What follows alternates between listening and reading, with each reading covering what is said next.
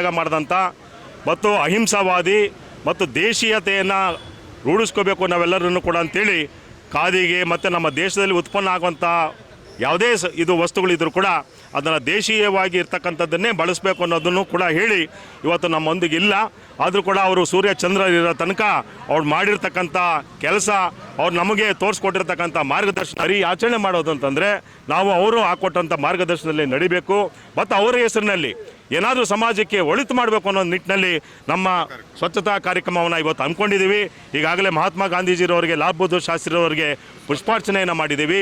ಅವರ ಹೆಸರಿನಲ್ಲಿ ಇವತ್ತು ನಾವು ಈ ಒಂದು ಭಾಗದಲ್ಲಿ ನಮ್ಮ ಬೆಂಗಳೂರು ಮಹಾನಗರ ಪಾಲಿಕೆಯ ಎಲ್ಲ ಪೌರ ಕಾರ್ಮಿಕರ ಜೊತೆಗೆ ನಮ್ಮ ಲಯನ್ಸ್ ಕ್ಲಬ್ ಆಫ್ ಬೆಂಗಳೂರು ಕಿಂಗ್ಸ್ನ ಎಲ್ಲ ಪದಾಧಿಕಾರಿಗಳ ಜೊತೆಗೆ ಇವತ್ತು ಸ್ವಚ್ಛತಾ ಕಾರ್ಯಕ್ರಮವನ್ನು ನಾವು ಈ ಭಾಗದಲ್ಲಿ ಪ್ರಾರಂಭ ಮಾಡ್ತಾಯಿದ್ದೀವಿ. ಹೀಗೆ ಮುಂದಿನ ದಿನಗಳಲ್ಲಿ ಅವರ ಹೆಸರಿನಲ್ಲಿ ಅವರಿಗೆ ಏನಾದರೂ ಗೌರವ ಕೊಡಬೇಕು ಅನ್ನೋದಾದರೆ ಬರೀ ಎಲ್ಲೋ ಒಂದು ಕಡೆಗೆ ಅವ್ರ ಬಗ್ಗೆ ಮಾತಾಡೋದಷ್ಟೇ ಅಲ್ಲ, ಅವ್ರ ಬಗ್ಗೆ ಸಿಹಿ ಹಂಚೋದಲ್ಲ, ಕೃತಿಯಲ್ಲಿ ನಾವು ಅದನ್ನು ಪಾಲಿಸಬೇಕು.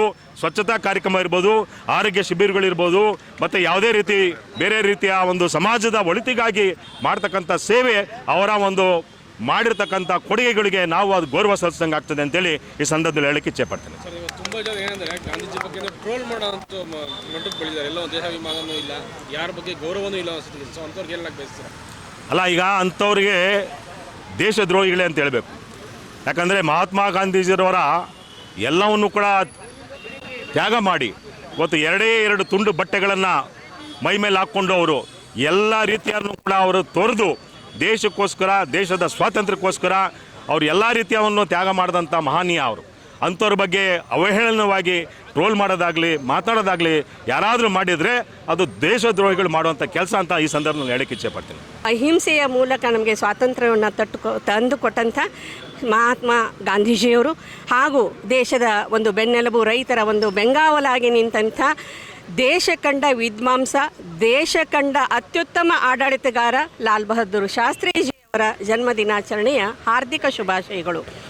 ಈಗಾಗಲೇ ಒಂದು ಪ್ರಶ್ನೆಯನ್ನು ಕೇಳಿದ್ರಿ, ಮಹಾತ್ಮ ಗಾಂಧೀಜಿಯವರ ಬಗ್ಗೆ ವಿರೋಧವಾಗಿ ಮಾತನಾಡುವವರಿಗೆ ಏನು ಹೇಳಬಹುದು ಅಂತ.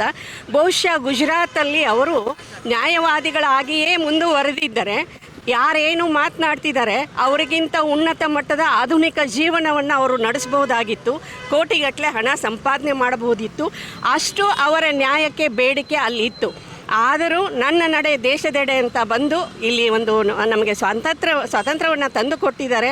ಈಗ ಮಾತನಾಡುವವರ ಒಂದು ಸಂಖ್ಯೆ ಈ ಮೀಡಿಯಾಗೆ ಬರೋದಕ್ಕೆ ಏನು ಬೇಕಾದರೂ ಮಾತನಾಡಬಹುದು, ಆದರೆ ಸತ್ಯ ಏನು ಅನ್ನೋದನ್ನೇ ನಾವು ಪರಿಗಣಿಸಬೇಕು ಅಂತ ಹೇಳ್ತಾ ಎಲ್ಲರಿಗೂ ಶುಭವಾಗಲಿ. ಅವರು ಹಾಕಿಕೊಟ್ಟಂಥ ಒಂದು ಮಾರ್ಗದಲ್ಲಿ ಅವರು ಸತ್ಯದ ಒಂದು ಅಹಿಂಸೆಯ ಏನು ಮಾರ್ಗವನ್ನು ಈಗ ಎಲ್ಲದಕ್ಕೂ ನಾವು ನ್ಯಾಯ ಅಂತಂದರೆ ಬಸ್ಸು ಸುಟ್ಟಾಕಬೇಕು, ವೆಹಿಕಲ್ಗಳನ್ನ ಸುಟ್ಟಾಕಬೇಕು, ಬೈಕ್ಗಳನ್ನ ಸುಟ್ಟಾಕಬೇಕು ಅನ್ನೋ ರೀತಿಯಲ್ಲಿ ಹೋಗ್ತೀವಿ. ಭಾಷೆ ಇರ್ಬೋದು, ಯಾವುದೇ ಒಂದು ಪಂಗಡ ಇರ್ಬೋದು, ಆದರೆ ಆ ಯಾವುದನ್ನು ಕೂಡ ಬಳಸದೆ ಕೇವಲ ಸತ್ಯ ಮತ್ತು ಅಹಿಂಸೆಯ ಮೂಲಕ ಅವರು ನಮಗೆ ಸ್ವಾತಂತ್ರ್ಯವನ್ನು ತಂದುಕೊಟ್ಟಿದ್ದಾರೆ. ಅವತ್ತಿನ ದಿನದಲ್ಲಿ ಆ ಸಂಘಟನೆಯನ್ನು ಅವರು ಬೆಳೆಸಿ ಅಷ್ಟು ಸ್ವಾತಂತ್ರ್ಯ ಹೋರಾಟಗಾರರ ಒಂದು ನ್ಯಾಯ. ಯಾಕೆಂದರೆ ನಾನು ಒಬ್ಬ ಸ್ವಾತಂತ್ರ್ಯ ಹೋರಾಟಗಾರನ ಮಗಳು ಮತ್ತು ಸ್ವಾತಂತ್ರ್ಯ ಹೋರಾಟಗಾರನ ಸೊಸೆಯಾಗಿ ನನ್ನ ದೇಶದ ಬಗ್ಗೆ ನನಗೂ ಅಷ್ಟೇ ಅಭಿಮಾನ ಇದೆ.